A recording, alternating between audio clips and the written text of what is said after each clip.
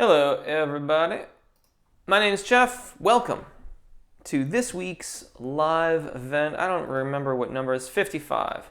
Live event 55. A year and three weeks. That's right. A year and 3 weeks that we've been doing these live events. And I have to say that week after week, I am thrilled with the questions that come in and the interactions that take place betwixt ourselves here with the chat and as well amongst yourselves in the chat. So basically, that's it. Ronaldo, Daniel, hey everybody, I'm doing pretty well. I need to soak up a little bit of sunshine today. A little bit of sunshine, been indoors a little bit too much this week. But I'm psyched that's gonna happen. Heidi, hello.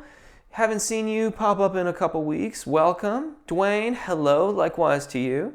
Gary, do not recognize that user ID. Welcome to the live event.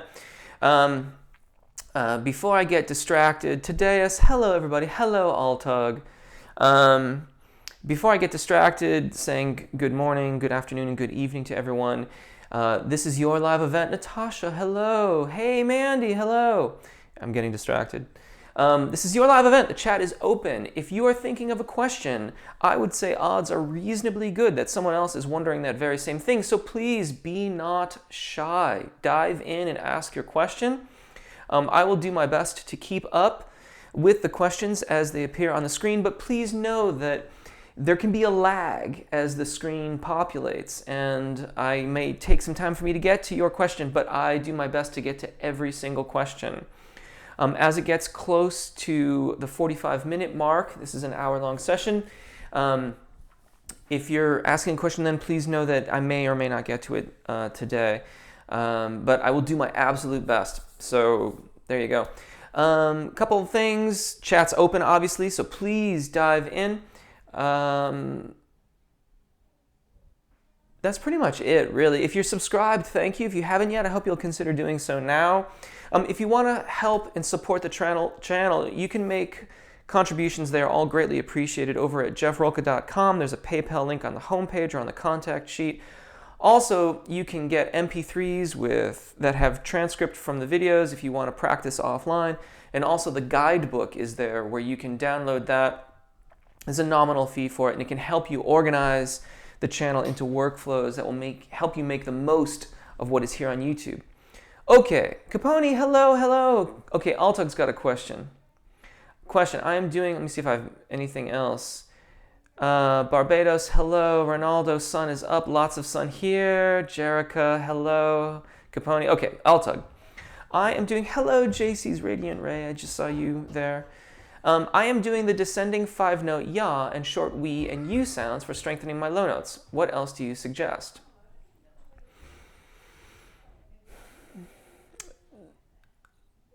The exercises in and of themselves are helpful, yes, but it's how you conceptualize of those exercises. So I just listened. So the Sequencer is the Facebook group that many of us are a part of. If you haven't found it yet, please look us up and join us. It's gotten beyond the point where I can listen to everything and chime in depth on everything that gets submitted, but there's a lot of vocalists. Altug contributes a lot. Striker Kane, I haven't seen him pop up yet, but he contributes a lot and weighs in a lot, as does Sandra. Lots of really informed opinions, and I do chime in a lot. Now, I've listened to Altug a bunch of times, and I haven't commented as much. But with your secondo passaggio being around F4, the thing about your low notes, and I would designate that as anything that's, say, below D3, C4, yeah, D3. So think anything from D3 and lower. It's not just the exercise, it's how you go about using those notes. And for your voice, similar to my own, we're going to have more presence here by focusing more on the higher partials and looking for a brighter overall phonation. Ya, ya, ya. Ya, ya, ya, ya, ya.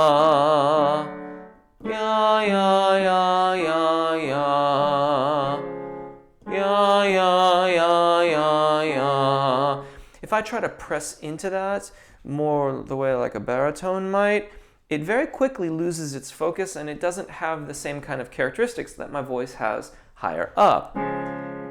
Ya, ya, ya, ya, ya. Ya, ya, ya, ya, ya. And that can be nice from time to time or for a particular effect, but if we're wanting to have a full range sound,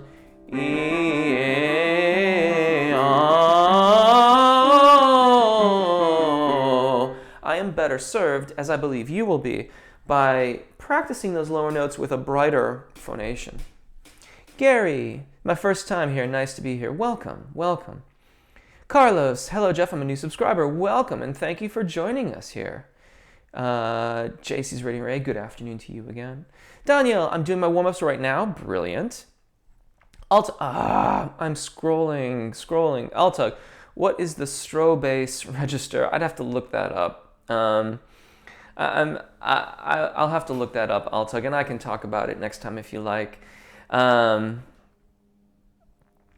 German is not that sharp right at the moment. Karina, hello Jeff and hello singers here, welcome.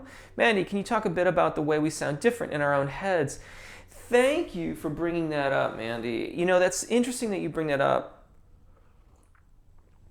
That conversation has happened at least twice this week in my lessons, and it may have been a third time. We sound different in our own, so there's two sides to this, I think. There's the conceptual side, and then there's the actual reality, the physical side of it. On the conceptual side of things, we may think that to sound a certain way requires a kind of phonation, singing, that is true or is not true. In other words, if I want to sound like Sting, I think I have to sound like this. And that may or may not result in sounding like Sting, just by way of example. And this is where you get voice teachers saying things like, just try to be yourself. Just try not to place the sound. Try not to do anything with your voice. Just let your voice occur. Let it happen. All of those kinds of directions from a singing instructor are in that vein. Now then there's the physical side of it, that our voice emanates from inside of our bodies, inside of our oral cavity in our throats, where the larynx is. Bone conductivity occurs. In other words, the structure of our skull, the bones, resonate along with the vibrations that are being created, as do the spaces that create resonance for our voice, which we so rely upon for good sound outside of our bodies. And what that means is that what comes out of your mouth sounds different than what you're hearing inside. This is particularly problematic when we are in the zona di passaggio or above the secondo passaggio, where so much of the internal resonances can sound discolored, or can sound too light for what's actually emanating from our bodies. This is why I record so much. All of my lessons are recorded so that people can hear the good and also the areas that they need work on. Additionally, and there's another thing that I would add into this too, which is the physical sensations around phonation in the zona di passaggio and secondo passaggio. When we are first learning to make a successful transition through the secondo passaggio, if we have had the habit of straining or pushing chest for high notes in the past, the physical sensation of the kind of release that is generated can be very disconcerting, and it can feel like in that works hand in hand with the kind of internal sound. So we've got this kind of resonant sound which is unusual, and it doesn't sound like what I expect to hear out in the real world, or what I hear people sounding like when they sing, or the recordings that I hear. And then I've got this feeling, which used to be that high notes felt hard because I was straining, and now I'm not, or I'm trying not to, and they feel very light, and it sounds really hooty and hollow, and this is all This doesn't feel like I think it should sound. And if that sounds conflated, it is, and I've stated it that way to be purposely so and obvious about it. There's a contradiction here. There are two things that don't add up. It doesn't feel like it should sound, and that disconnect can be quite troublesome if we've strained in the past, if we don't have a habit of recording ourselves, if we're new to upper register technique and new to resonances such as the nasal pharynx or proper sinus cavity resonance, mask resonance, if you will. And this is what recordings are good for. This is what teachers are good for. I try to state this in the videos that are on YouTube, that it can sound different. I don't think I state it quite enough. And in new upper register exercises, which are shortly to be made, because finally my gear is in the US, I'm going to try to be more clear about that and state that more frequently. But I hope that addresses your question, Mandy. Thank you for bringing that up. Altug, how do I know that my low notes aren't or does not contain vocal fry? Well, you'll have to listen kind of carefully. Recording oneself might be very happy with that. The thing about the vocal fry is that you might feel it and you may hear it. It's the creaky door sound. Ya, ya, ya, ya, ya. I'm being quite obvious about that. Typically with vocal fry, you feel a bit of tension around the larynx, around the thyroarytenoid muscles, because to get that vocal fry, you have to have a certain amount of separation of the vocal folds. They're not entirely adducted. And that's what creates the space for the ligament to vibrate, and that's what gets you the vocal fry. So you might notice a little tension, and then you might then hear that creaky door sound. Heidi, good connected to the net again. Very cool. Karina, good evening. Carolina, make music. Hello from Sweden. Hello to you, Carolina. David Walsh, what are your thoughts on range building, adding notes to either side of one's tessitura? I enjoy your videos much and appreciate all you do. Thank you very much. I really appreciate that. In short, the lower side of one's register is more of a hard boundary than the upper range. Upper range development is largely about release and cultivation of sufficient airflow so that the vocal folds can have the kind of airflow that they need, the kind of subglottic pressure to stay adducted and keep on creating pitch that is consistent with one's voice. I think that it's wise to take it slow, and if you are new to upper register singing, I am a great advocate of developing good balanced phonation in the thyroarytenoid dominant singing range, the chest voice, because that just makes everything so much easier when you then start to apply upper register concepts and technique. I think that upper register technique, to kind of state the other side of that argument, upper register technique informs our phonation in our thyroarytenoid dominant range as well. So at a certain point of development, when you've been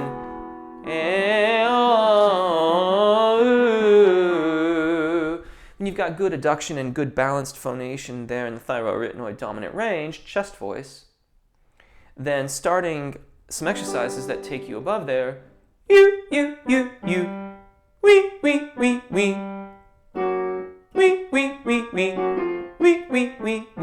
can further inform how a balanced phonation is achieved in your chest voice range, your thyroarytenoid dominant range. Everything works very much hand in hand. I'm very much a believer in a sort of holistic approach to the voice, where things that we learn about our chest voice and thyroarytenoid dominant range inform us on how the cricothyroid dominant range, our head voice, operate.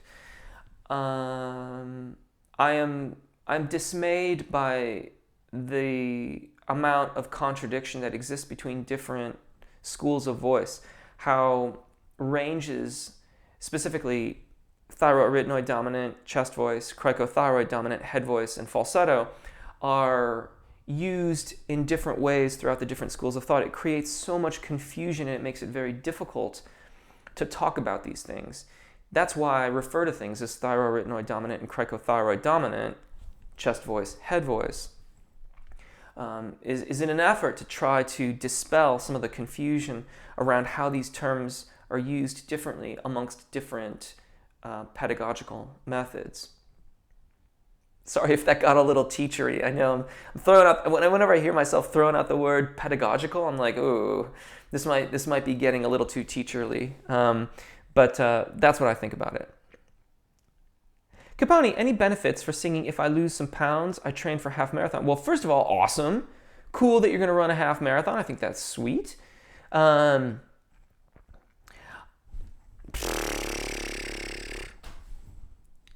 don't know, honestly. I think that your overall health may benefit from shedding a few pounds within a certain margin, but you should ask your doctor more than anything else. I don't know that losing some weight is necessarily going to impact your singing voice, but I think that your overall health, well-being, and personally as a life, I've been running for a long time now. 25, is it really 25 years? Yeah, man, 25 years I've been running. And running is an integral part of my overall well-being. Running, long-distance hiking, and rock climbing help me to feel good about myself. And I just think that if you're gonna take that on, that there's lots and lots of positive benefits that come from that. Do be careful and gentle with yourself. If you start feeling a little plantar fasciitis creeping in, talk to your doc. Talk to your doc about it, because as one who struggles with plantar fasciitis and now perineal tendinosis, as well as Achilles tendonitis because of my running habits, you don't want to let that get out of hand. Today, as when I sing a song along with the original artist, I sound good, but as soon as I rehearse with the instrumental, I don't sound as good as I did. That's very common. There's a different skill set when you're following along with someone versus having to drive the bus in the vernacular. It's a different skill to follow versus to lead in the vocal realm. You have to have a very integral sense of where the pitches are and where you are going. My advice to you is, pardon me,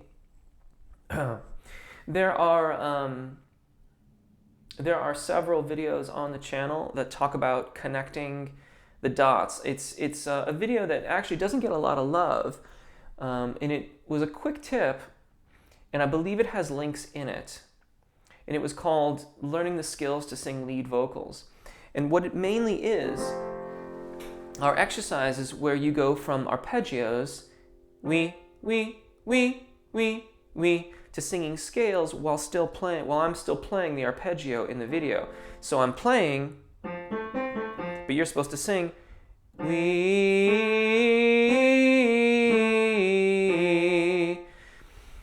and that's a very easy way to start working towards having more accuracy when you're no longer singing along with someone and you're leading the train. Mandy, could you give some pointers on building volume in the low register? That's a little tricky. In conjunction with what I mentioned regarding Altug's question about low register singing, the next thing that occurs is when you've developed that kind of focus, you have to be able to release engagement while increasing airflow. But this is tricky because the typical response is to try to press down on the larynx. And the larynx will need to lower slightly. That has a certain amount that has control over the airflow that's flowing over the vocal fold. But the thing is that we need it to come from a release of engagement rather than a muscle engagement that presses down. So as you start with the ya ya ya ya ya ya ya ya ya ya, ya, ya, ya, ya. You can lift more and you can allow the vocal fold to release. But if you start to feel a pressing or you start to feel tension on the larynx, you have to stop and back up. Start with a narrow focused sound. Make your focus on lifting and engagement such that the vocal fold will have the freedom to release and allow more airflow. And then you'll start to generate more volume. It's easier to generate volume in the mid and upper range of your register than it is down low.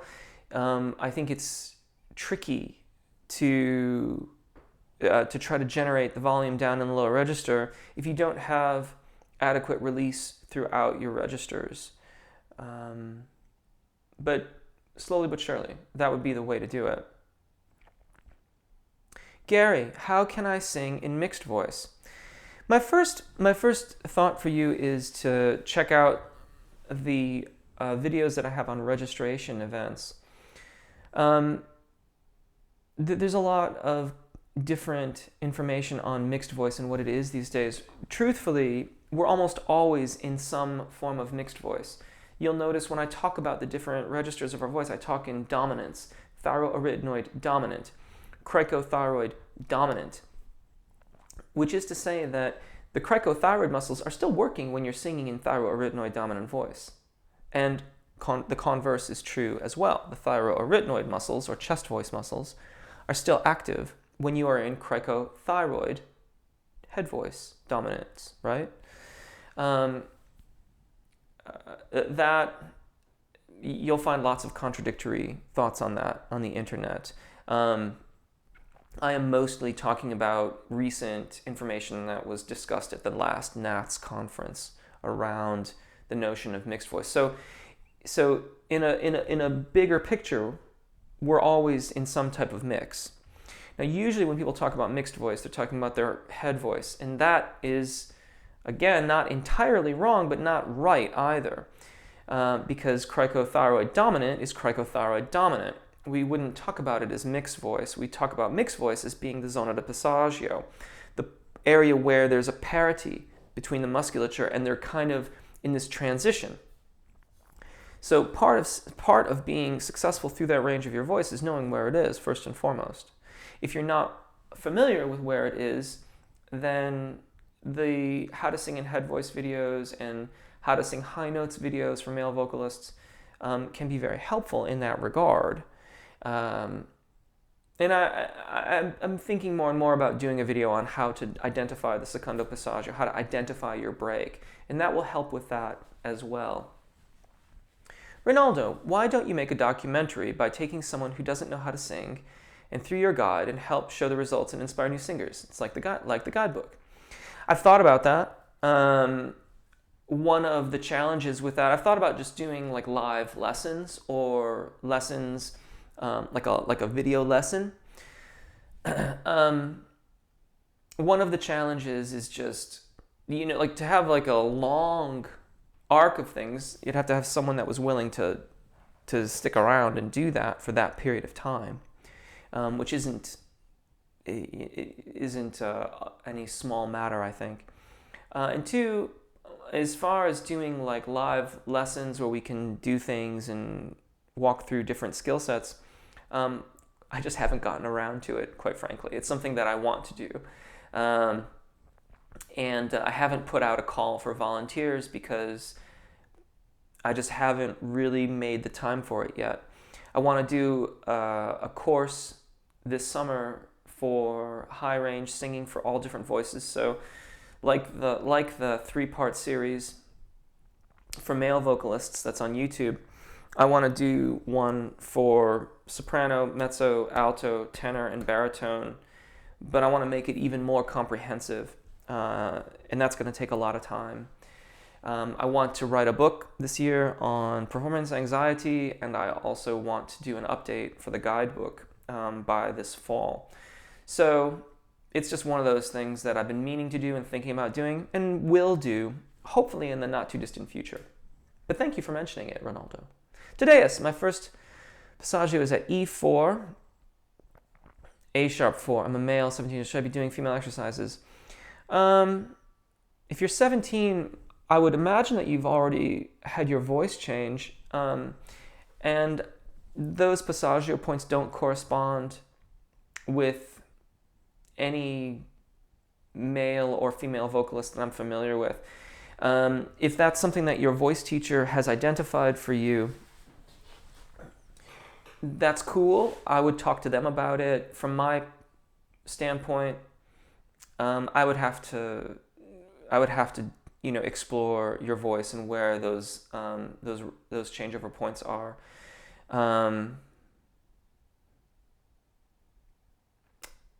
But obviously, yeah, you can certainly do the alto or the mezzo range exercises if they suit your range. But yeah, unless you're confusing the two, because E4 as a secondo passaggio and A sharp 4 as the register event would correspond that would correspond quite well to like a high baritone voice. Ronaldo, in LA should be very easy to do films these days. Yeah. Well, I can also use YouTube's facility if I wanted to. It's just that I'm in Northern California. Greg, how can I get my placement to be the same every time I sing? Sometimes I start warming up and it's all over the place. Okay, well, it sounds to me, Greg, like it's just a matter of time. I think consistency of phonation or consistency of placement is something that we arrive at over careful practice over a longer period of time. Interestingly, you state when you start warming up, if it settles in as you warm up, then it's certainly just a matter of just like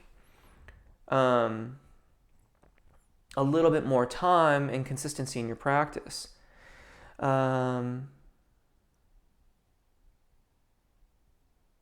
Yeah, that seems to me like that doesn't seem like I'm not getting like a huge problem here out of that. And in fairness, I know your voice a little bit too. But I suppose one thing is just to make sure that in your warm-ups you just start in a very, very comfortable area.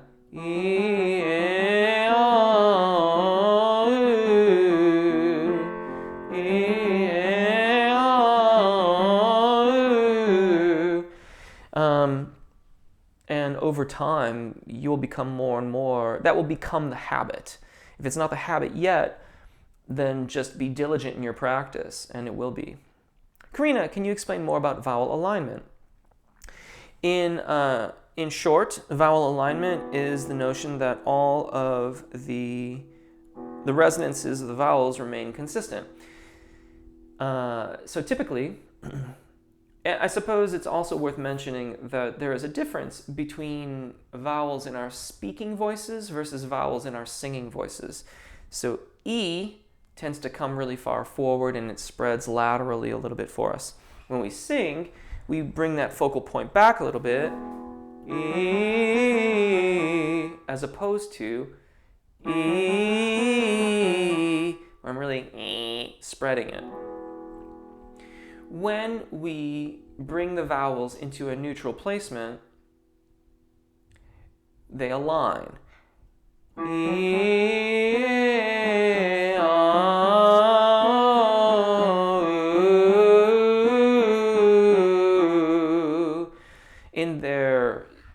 In where they would normally fall if I were speaking, they would not align.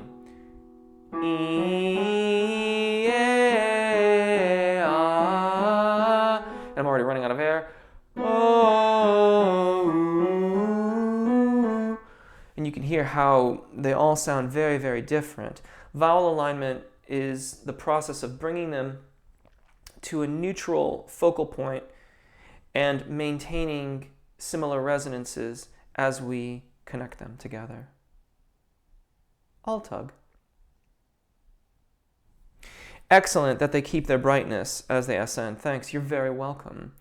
Belanos, I just started singing lessons 3 times now. I have problems between B4 and F5. She says I can sing it in chest voice, but I have to push to make it. Will it get easier with training or is it lost ballo? Well, first of all, I don't know if you're male or female. If you're female, it's possible that that is correct. When people start talking about pushing, I would really caution you against pushing. And it depends on what kind of push we're talking about. If we're talking about engagement and airflow, then yes. Would I label proper appoggio technique as pushing? No, I wouldn't call it pushing. If they're talking about pushing from here, I would say caution. Caution, caution, caution. And I would ask questions. I would try to understand what your instructor is trying to teach you. Ask them, if you don't understand, ask them to explain it in another way so that hopefully you can get it. If they don't want to do that, then you have a lot of choices. You can try to be patient and try to understand what they're saying. You can do research online. You can ask questions and ask me, and I'll do my best to interpret what they're telling you. But when the word push comes up, that makes me nervous. You will never hear me say the word push. I suppose I shouldn't say never.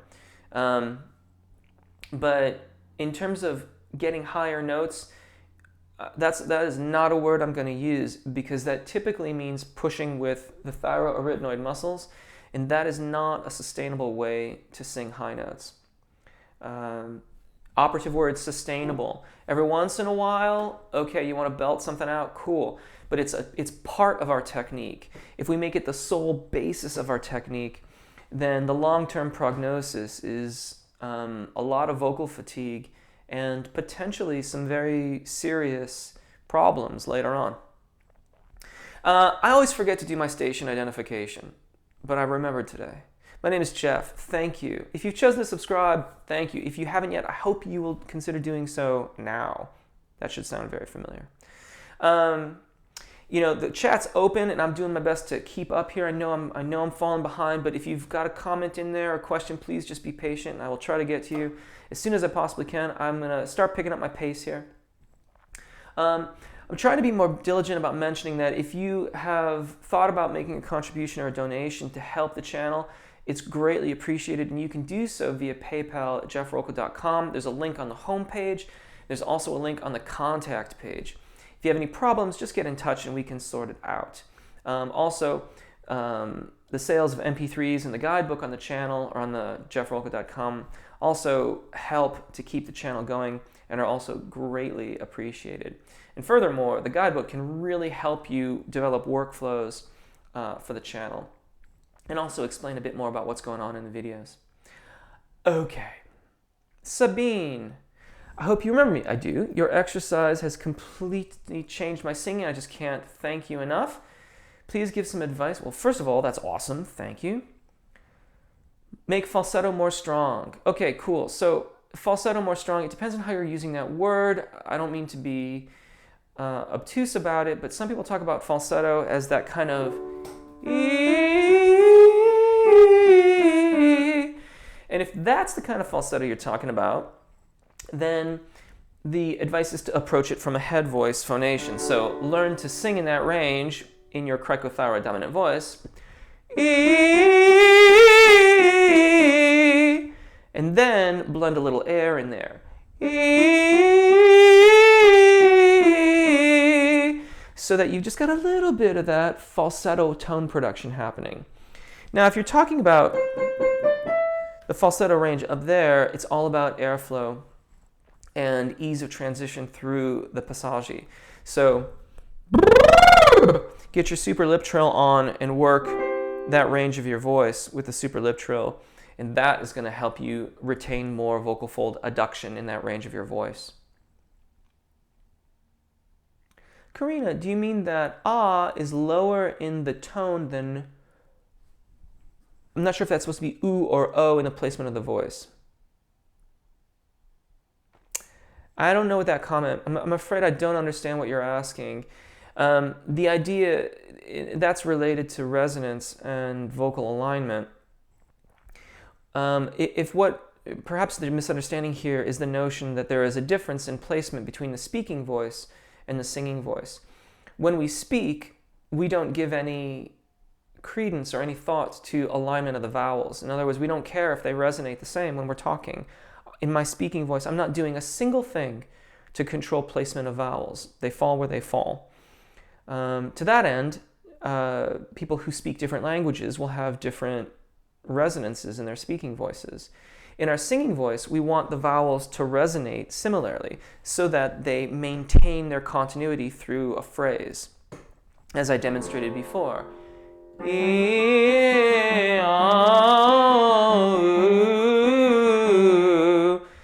If I let those vowels fall where they would fall in my speaking voice, then they would not sound the same.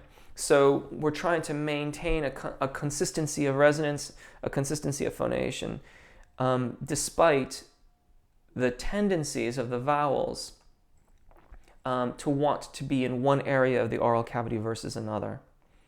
Capone, I like to sing with little crying sound. Is this channel any crying sound? This is don't find. Yeah, I don't use that cry except in very specific circumstances. The cry sound is a hyperglottic sound.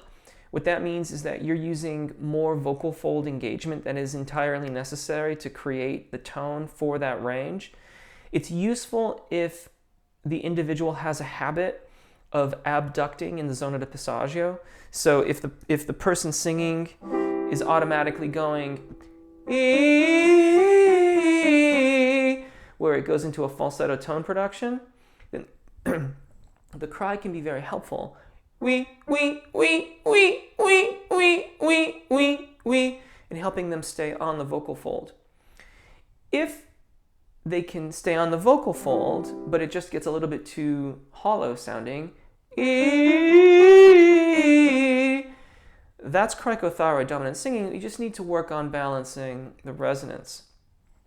So yeah, I treat that particular technique as an as-needed technique to help people stay on the vocal fold. I try not to say stay on the vocal fold. Keep the vocal fold adducted. So no, I don't think I've done. There may be one somewhere in there, but I don't use that very frequently at all. I could do one if you like, Capone, but you need to understand that it's on an as-needed basis. Pro Audio Rev TV Giuseppe, any advice about timing and phrasing, in which way I can sound more natural and enjoyable? Thank you. You're welcome.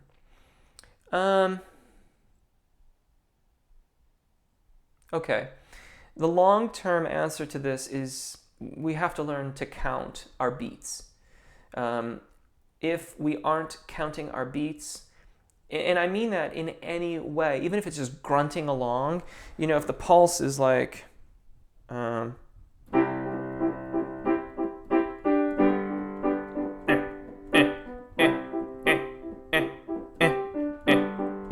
really, we'd be counting 1 and 2 and 3 and 4 and 2 and 2 and 3 and 4 and 1 and 2 and 3 and 4 and 1 and 2 and 3 and 4. By counting those pulses, we can then read the music and say, okay, this comes in on the and of 2. So that I know that 1 and 2 and, that's where I'm supposed to come in with my phrase. And by knowing that, E, E,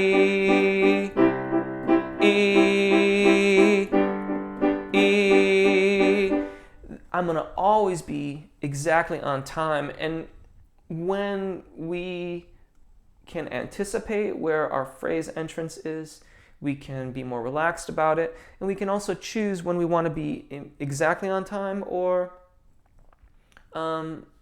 play around with it a little bit.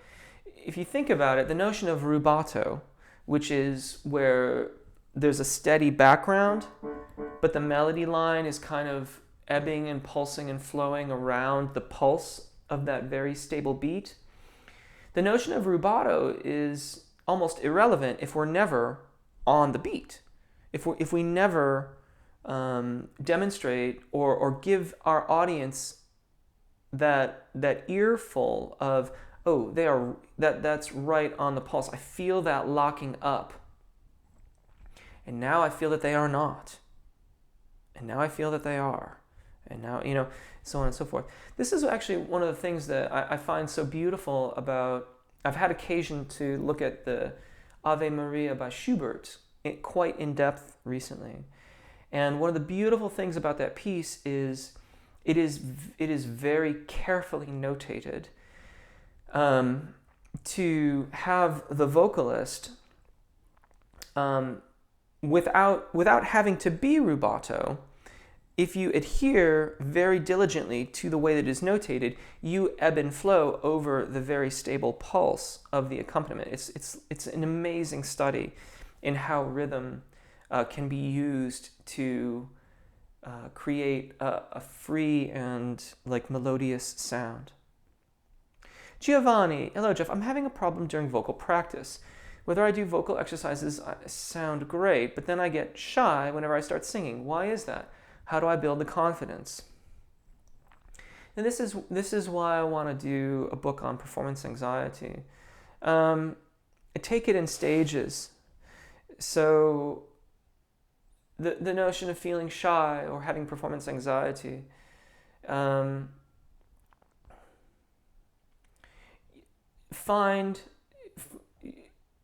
going to have to test the waters. And I think that it boils down to how much you want to perform, because I think the process can be quite disconcerting and upsetting. But if you really, really want to perform, then it's worth going through the process. But my advice to you is to find increasingly challenging scenarios. So maybe your first step is just making a recording of yourself and listening back to it. Maybe the second step is doing a performance in front of a mirror. So you have to physically watch yourself and keep your eyes open and watch yourself do it.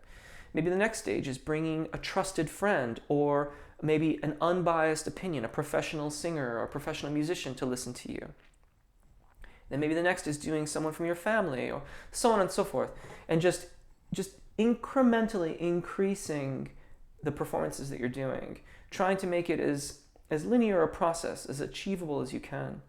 I don't know that you'll ever stop feeling shy, quite frankly. I, speaking for myself, have not. But it's how we manage the performance anxiety that helps us be successful. Altug, which Foch has the F4 as secondo passaggio? May I have the choice of being trained as a baritone or tenor? Quite possibly. F4 is typically associated with like a tenor robusto.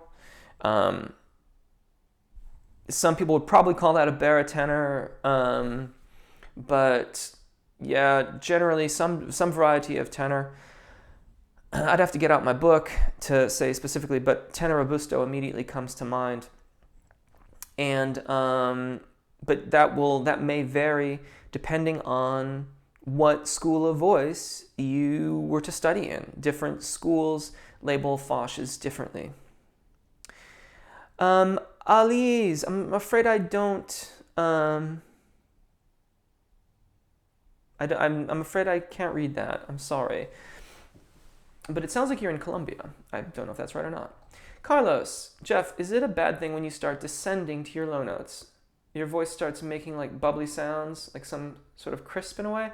Probably. That's probably a little vocal fry. I would try to maintain a little bit more careful phonation there.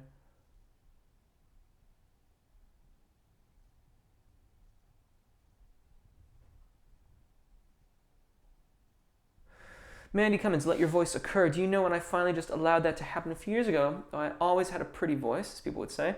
I started to improve my leads and balance. Absolutely. That's the danger with trying to forcibly place things.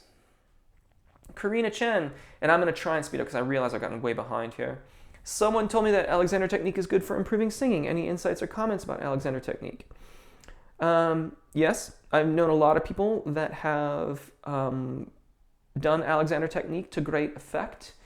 And It may very well do a lot for your own alignment and singing. It's entirely possible that it could help you.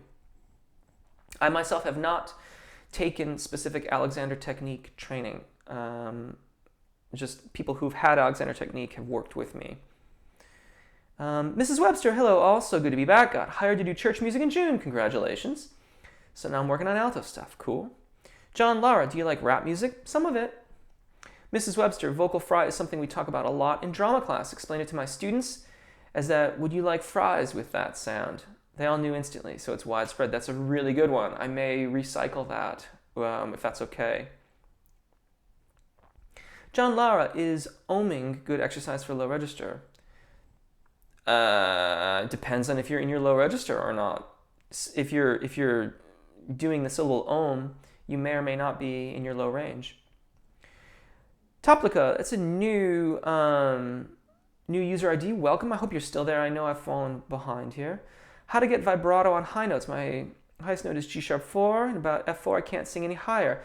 Okay, quite likely if you're trying to push out the G sharp 4, you're creating so much vocal fold engagement that a naturally occurring vibrato is very, very unlikely.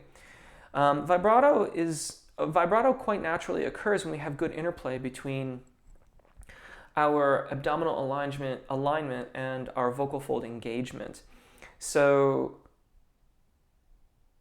work towards having a balanced approach to your singing. If you are feeling strain at G sharp 4, and take strain with a word like to its most extreme degree. When I sing in that range, I feel virtually nothing in my throat of any kind. Zip. Nothing. So if you're feeling anything, then there's some amount of engagement that's occurring. I mean, I suppose I feel some sort of side vibrations and resonances, but there's no muscle engagement that I am aware of, though I know it exists. If you're feeling that muscle engagement, then you may be pushing these things out, or you just have too much vocal fold engagement that's occurring, and that's going to prohibit your vibrato from happening. Work on having a smooth transition through the secondo passaggio. That means making a good transition from thyroarytenoid to cricothyroid dominance. And then I think you'll find that your vibrato will start to reemerge. Mrs. Webster, high five for using. I'm really far behind because I said that whole pedagogical stuff a while back. Yes, we can learn new words in voice coaching bonus material. Thank you, Mrs. Webster. I appreciate that. How to sing loud without strain and freely. Focus on your alignment and airflow. I am fond of saying that volume is the natural occurrence of a well-aligned, well-supported system. So focus on your vowel alignment and focus on your airflow, and the volume will come. Michael, how you doing? I'm okay. I think I'm a little over-caffeinated. I'm feeling a little jittery. Great to see you again. Thank you for joining us today. I appreciate that. Caponi, yeah, plantar fasciitis never have good. Running knee problems, yes, my weight is 88 kilos now. Yes, good health is important and good lunges for singing. Exactly. 88 kilos, it's about 190, I think. Somewhere in that range. Depends on your height, of course, but you know, if that's a healthy weight for you, then that's great. Today, you seem not to address much about middle voice, zona di passaggio, belting. I'm not to be contradictory, but actually I've been talking about it quite a lot. I talk a lot about the zona di passaggio and how to successfully transition through it. Belting, I mentioned just a few minutes ago. And in terms of a technique for belting, I suppose I approach that from the notion of knowing one's secondo passaggio and making a choice to not allow the transition to occur. So I don't think of belting as a primary technique. I think of it as a secondary technique that we might use from time to time for emphasis. Mandy, no, I have no tension. I just do a few songs that are quite low, and I do my best to stay relaxed so my volume suffers. Ha ha ha. Yeah. yeah, in that case, then it's a little bit more lift, and you may start to feel the vocal folds. If you have that awareness, you may feel them separate slightly. But that will help you generate or allow more airflow over the vocal fold, and that will generate more volume. Steven Artis, why do I get a headache after singing high? I don't know. I would consult my doctor. I don't know. I hope that everything is okay. I couldn't begin to speculate. I'm sorry. I have some suspicions about like sinus tension and things like that, but you should see your doctor if that happens all the time. Carlos, question, Jeff, I'm part of my church choir, and when we play music, they say weird terms and stuff for harmonies, like first harmony, second harmony, etc. Also, how do you create harmonies on the spot? Good question. Okay, well, you would have to ask them what that means. My assumption is that the first harmony is the first available chord tone above the note that the lead vocal is singing. Second would be the second. What note of the triad that is depends on where the melody is. So, for example, let's say you're in the key of E major. The melody's on E. That means that the first harmony is G sharp. E. The second harmony would be B. E. So on and so forth. But let's say you're in the key of C, and the lead vocal is still on E, right? Now your first harmony is G. E. And your second harmony is C. E. So they're probably using that as a shorthand way to tell people to find the next harmony note. How do you create them on the spot? Start with your lead melody, start with your key, and then go to the next available note. If you don't know what the melody note is and you don't know what key you're in, it's going to be a process of elimination. And you're going to have to just kind of develop that ear training over time, which will get better and easier as you go. Solfege can help with this, and there's a reasonable amount of solfege practice on the channel, and there's a couple of videos on how to sing harmonies. I would check those out as well. Steven Artis, am I breathing wrong? I don't know. Maybe. It's hard to say without hearing you sing. Sandra, hello everyone. Better late than never, indeed. Karina Chen, online group classes. Honestly, I hadn't thought about that. I'll give that some thought.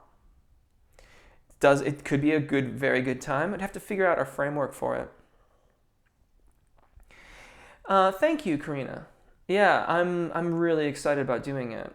Trust Faith, how can you have more control over your voice when wanting to switch up the notes or melody or adding runs and ad-libs? It's a very broad question.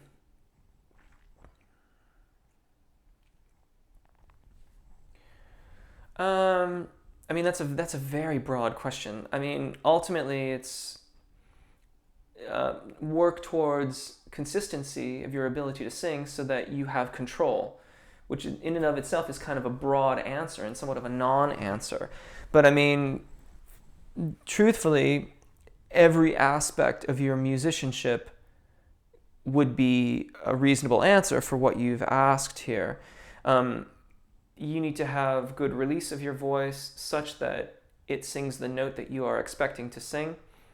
And in terms of making riffs and runs, you need to understand what notes are available to you, which you will do either by practicing your ear training and just doing it with the songs, or by learning to read music and understanding what notes are available to you. But ultimately, you have to sing them, so you have to be able to create consistent results. So I suppose working towards consistency of phonation is the overarching skill that you're looking for. Divis, yes, new user ID, welcome. I'm new here and I'm taking your AAA lesson. What do you think I can do to improve? Keep going, is the short answer to that. The AAA method is a step-by-step method. It's all there for you. It takes you, following that method will get you a good step along the way of having good, consistent phonation in your thyroarytenoid dominant singing voice. The course I'm going to do for the summer will be upper register singing, and then you'll really be a good way towards having a lot of skills there. Good afternoon. John Lara, expand. I'd have to go back and read what you wrote there. I'm sorry, I don't recall that. Natasha Joubert, what is the difference between two people that sing soft or loud? I'd have to hear the two people, I'm afraid. Mandy Cummins, okay, in case you get all the way here, is it all right to purposely use a little vocal fry for emotion? Of course. Is there a way to do it without damaging one's voice? Yeah, you have to be a little bit lighter. As long as you're maintaining good airflow, you'll probably be fine. The thing is that just use it from time to time for effect rather than all the time. It's when we do something all the time that we start to get, like with vocal fry and with belting, that we start to incur a little bit of damage. Karina, excellent, thank you. I always get super nervous when singing into a microphone. Do you have any tips? Whew. You're just gonna have to, set up scenarios where you can do that where there's no, basically you want to create scenarios that are safe. So, in your home where you can practice without worrying about things. Omkar, I would go to the AAA method and start there. That would be the thing to do. And guys, I'm afraid I'm going to have to wrap this up today. I know I've missed a few questions. Thank you so very, very much for joining me. I really appreciate it. Go to jeffrolka.com if you want to make a contribution or get the guidebook for the channel. Thank you so much for all the questions and all the great interactions with everything. I will be back here next week. Same bat time, same bat channel. I hope to see you in the comments or elsewhere amongst the channel if I don't see you back here next week, or you know what I mean. But yeah, thank you so much. Until next week, take really good care of your voices, enjoy singing, and hopefully we'll see you again.